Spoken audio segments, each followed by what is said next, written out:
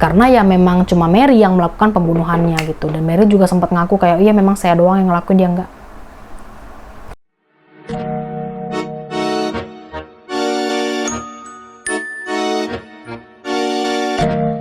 Halo Ce, ketemu lagi kita. Apa kabar kalian? Sehat kan? Di video kali ini, sebelum aku mulai, aku mau mengucapkan selamat menunaikan ibadah puasa buat kance-kance aku semua yang menjalankan. Semoga kita semua diberikan kemudahan dan kelancaran selama menjalani ibadah puasa. Pokoknya semangat terus, jangan kasih kendor ya kan, harus tetap puasa dan semangat menjalani hari.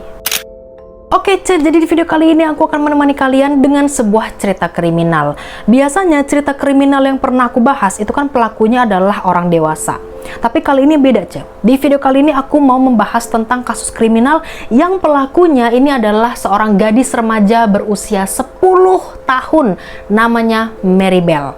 Nah, biasanya kan memang anak usia segitu ya seharusnya kan menghabiskan waktunya untuk belajar, bermain, mengenal satu sama lain, entah itu teman-teman sekitar, lingkungan, budaya, dan lain-lainnya. Tapi Mary Bell ini malah menghabiskan waktunya untuk melakukan hal-hal keji dan juga menghabiskan masa remajanya di balik jeruji besi. Mary Bell memang menjalankan hukuman penjara pada saat itu di usianya yang masih 10 tahun. Akibat apa? Akibat sudah membunuh 2 remaja laki-laki di Inggris. Kalian mau tahu apa penyebabnya dan kenapa Mary Bell ini bisa melakukan hal keji tersebut? Jadi udah, kalian mau tahu gimana ceritanya? Langsung aja kita mulai ke videonya dan kronologinya. Let's go.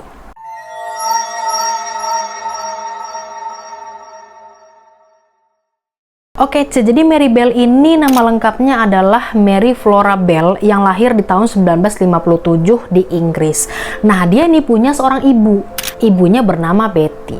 Nah, si Betty ini bekerja sebagai wanita penghibur yang jarang pulang karena dia harus sering pergi bekerja. Makanya Mary ini lebih sering ditinggal berdua aja sama ayahnya di rumah.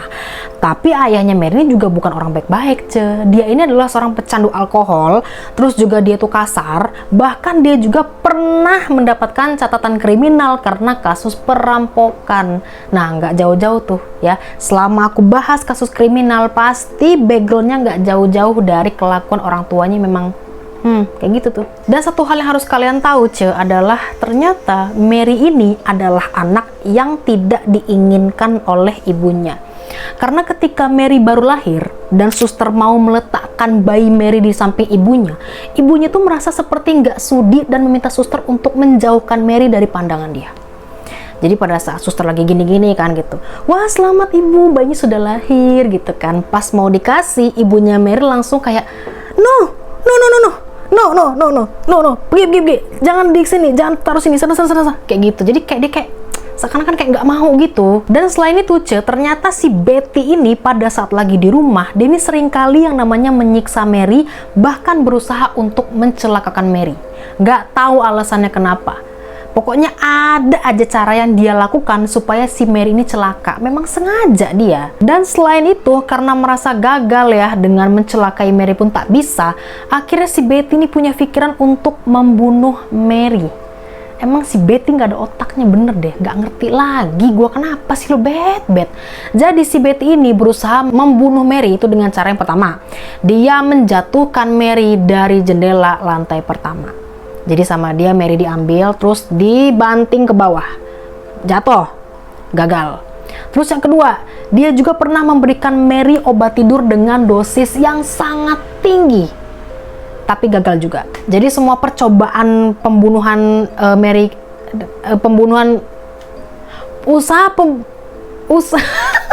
jadi semua usaha pembunuhan yang dia lakukan terhadap Mary itu semuanya gagal. Nah gitu maksudnya. Jadi Mary masih hidup. Ketika membunuh Mary pun tak mampu, ya, kegilaan Betty nggak cuma sampai di situ aja, Ce. Betty ini pernah menjual Mary ke orang-orang yang mau mengadopsi anak, bahkan dia menjual anaknya ke klien-kliennya. Untuk apa? Untuk memuaskan mereka semua. Kalian bayangin, anak sekecil itu disuruh memuaskan klien-klien emaknya. Berdasarkan kejadian yang sudah pernah dialami sama Mary ini, aku yakin di sini kalian sudah mulai mendapatkan gambaran tentang bagaimana mental dan juga sikapnya Mary ke orang lain. Karena gini Ce, semenjak Mary masuk remaja ya, Mary ini temperamennya mulai nggak stabil. moodnya suka berubah-berubah. Bahkan dia juga sering berkelahi dengan anak laki-laki ataupun dengan perempuan. Jadi ya si Mary ini juga sering gitu loh kayak mencekik dan juga membekap teman-temannya. Karena sikapnya Mary yang kayak gitu, akhirnya membuat nggak ada orang yang mau temenan sama dia. Ya selama dia kecil aja dia merasa nih bahwa kok kayaknya mak aku nih tiap kali aku sering dipukul, mau dibanting, mau diapain gitu kan. Jadi ketika dia gede tuh dia merasa bahwa oh dulu kan mamaku sering kali nih ngebanting aku, mukul aku, nyiksa aku segala macam. Berarti kalau nanti aku udah gede aku boleh nih nyiksa orang juga. Gitu. Jadi mindset itu sudah tertanam di kepalanya Mary, Oh ya sekedar informasi tambahan nih ya, karena nanti ini akan mempengaruhi kronologi. Jadi di tahun 1960 pada saat itu, tempat tinggalnya Mary ini ada pembaruan kota. Jadi rumah-rumah yang kelihatan kumuh, rumah-rumah yang nggak layak huni, itu akan diratakan dan akan diganti oleh rumah-rumah yang lebih bagus gitu. Nah selain itu, anak-anak kecil di sana itu juga sering main di rumah-rumah terbengkalai yang masih proses untuk dihancurkan. Dan kalian harus tahu, Mary ini tuh punya teman dekat namanya Norma. Norma ini bisa dibilang rumahnya deketan sama Mary lah gitu. Jadi bukan teman sekolah sih kayaknya. Aku nggak tahu teman sekolah apa bukan, tapi intinya mereka tuh teman deket lah gitu ya. Kok mau lah Norma kau sama si Mary?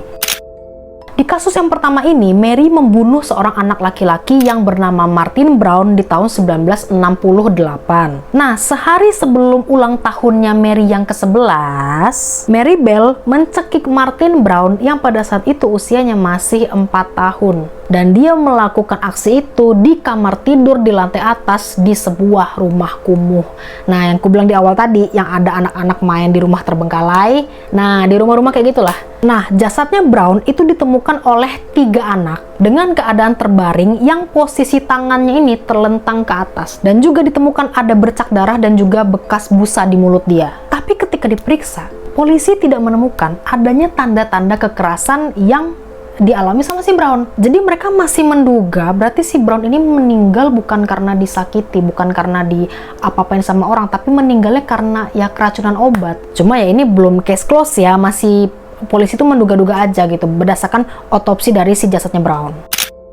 Kasus Mary Bell yang kedua adalah ini dialami oleh seorang anak laki-laki yang bernama Brian Howie yang usianya masih 2 tahun. Nah, ternyata sebelum kejadian, orang tuanya Brian ini sempat melihat anaknya itu lagi main di luar rumah.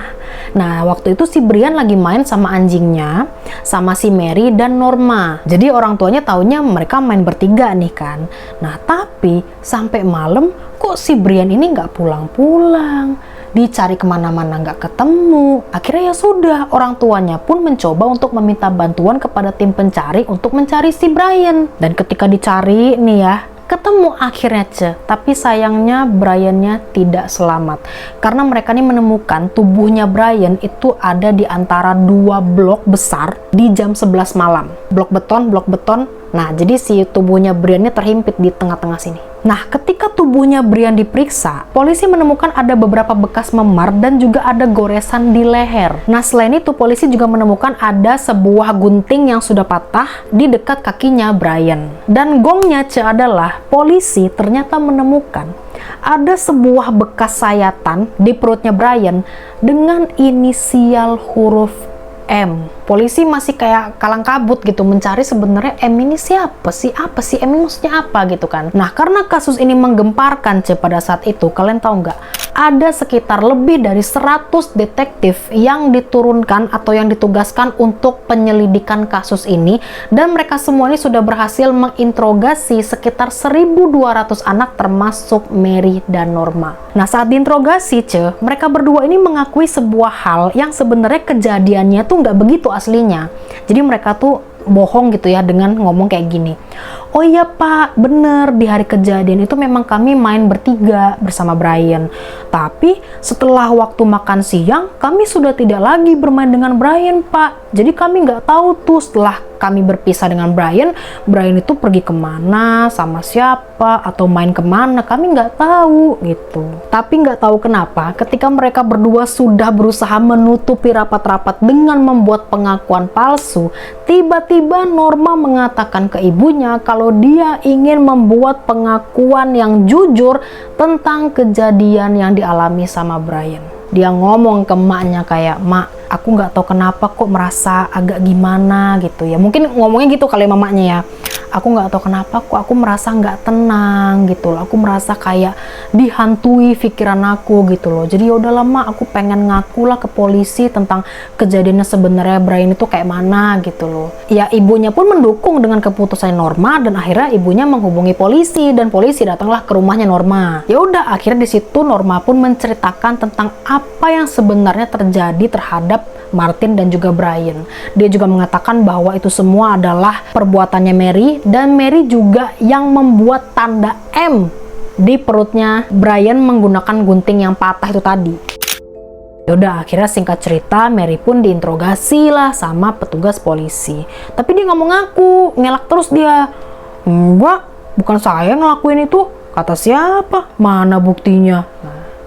Mary komen main sama polisi. Mary, polisi itu sudah menemukan bukti. Kalian tahu nggak buktinya apa? Ternyata pada saat polisi sedang memeriksa jasadnya Brian sama si Martin Brown, polisi itu menemukan di badan mereka itu kayak ada beberapa serat-serat warna abu gitu cuy. Nah serat abu-abu ini menempel di badan mereka berdua. Dan ketika dilihat-lihat gitu ya, dicocok-cocokin, ternyata serat itu berasal dari gaun wol yang dipakai sama Mary. Kalau baju yang dari wol itu kan kadang benangnya serat-seratnya suka ada jatuh-jatuh gitu kan, ada yang rontok-rontok gitu. Nah itu nempel di badan jasad dua orang ini, makanya ketahuan gitu loh, ternyata itu miliknya Mary gaun wol itu. Ditambah juga dengan pengakuan si Norma, ya udah nggak bisa ngelak lagi, dia mau gimana lagi. Ditambah dengan tanda M yang ada di perutnya Brian, ya udah Mary mau siapa lagi, masa M menorma. Ya udah akhirnya Mary pun diperiksa lah lebih lanjut. Mary dan Norma didakwa kasus pembunuhan yang dilakukan terhadap Brian dan juga Martin Brown, dan mereka berdua ini diperiksa kejiwaannya dan ternyata mereka berdua ini mengalami kelainan emosional. Ketika sudah dijatuhi hukuman seperti itu, sebenarnya Norma ini nggak terima. Dia mengaku bahwa sebenarnya pada saat kejadian Norma ini tidak sama sekali terlibat dalam aksinya. Dia itu cuma sebatas nemenin Mary doang, dia cuma ngeliatin Mary doang, tapi semua aksi itu dilakukan sama si Mary. Jadi dia nggak terima gitu loh, kayak loh, tapi kan saya nggak ngelakuin apa-apa. Yang semua dilakukan itu aksinya Mary. Saya cuma ngeliatin, saya cuma nemenin, saya nggak terlibat, saya tidak sama sekali menyentuh mereka berdua gitu loh. Itu semua kerjaannya Mary. Ya si Norma nggak terima gitu loh, sampai nangis-nangis dia mohon-mohon kayak ngajuin banding apa segala macam gitu kan. Dia juga berani sumpah segala macam kayak saya tidak melakukan apa-apa gini nah segala macam. Pokoknya intinya Norma tuh ngomong lah ke ibunya bahwa dia nggak terima gitu loh gitu. Nah si Mary juga merasa bahwa enak aja lu gitu, kayak mentang-mentang lu cuma nemenin doang, lu nggak mau merasa bersalah gitu kan, gitu-gitu lah. Intinya mereka berdua ini sama-sama nggak terima gitu loh. Ya udah tuh cuy, setelah pengakuan Norma yang kayak gitu, akhirnya ya pihak polisi, petugas pengadilan semua bekerja lagi. Mereka periksa ulang tuh secara detail ya kan, secara ketat diperiksa lagi apakah memang benar nggak ada sama sekali aksinya Norma di situ ya kan. Ya mungkin diperiksa sidik jarinya apa gimana gitu kan, yang tertempel atau tertinggal di tubuh mereka berdua gitu kan, apa gimana gue juga nggak tahu. Pokoknya intinya setelah pemeriksaan yang cukup lama, persidangan yang panjang, pertimbangan keputusannya juga cukup sulit gitu ya, akhirnya putusan pengadilan mengatakan bahwa Norma dinyatakan tidak bersalah dan Mary didakwa kasus pembunuhan terhadap Martin Brown dan Brian Howe, karena ya memang cuma Mary yang melakukan pembunuhannya gitu. Dan Mary juga sempat ngaku kayak iya memang saya doang yang ngelakuin, dia enggak. Akhirnya Mary pun dipenjara ketika umurnya masih 11 tahun dan dibebaskan di tahun 1980 pada saat umurnya sudah 23 tahun. Berarti dia dipenjara selama 12 tahun. Nah setelah bebas itu Mary juga mengganti identitasnya dan juga dia pindah tempat tinggal ke kota lain. Oke, itu dia tadi adalah cerita dari kasusnya Mary Bell. Kita bisa ambil pelajaran yang baik-baiknya, yang buruknya buang aja, nggak usah diikutin ya. Yaudah, just gitu aja video hari ini. Terima kasih buat kalian semua yang sudah nonton video sampai selesai. Jangan lupa untuk like, comment, dan subscribe, dan juga nyalakan lonceng notifikasinya biar kalian dapat update terbaru dari video-videoku. Dan juga jangan lupa share juga kanca-kanca kalian supaya mereka tahu kalau channelku di bumi ini. Dan yaudah, kita ketemu lagi di next video. Kalau kalian ada ide dan saran-saran yang pengen aku bawakan di video selanjutnya, silahkan komen aja di bawah nih, karena aku baca ya. Walaupun kayak nggak ada yang komen sih, ya udahlah. Itu aja segitu aja video hari ini. Terima kasih dan kita ketemu lagi di next video. Oke, bye-bye.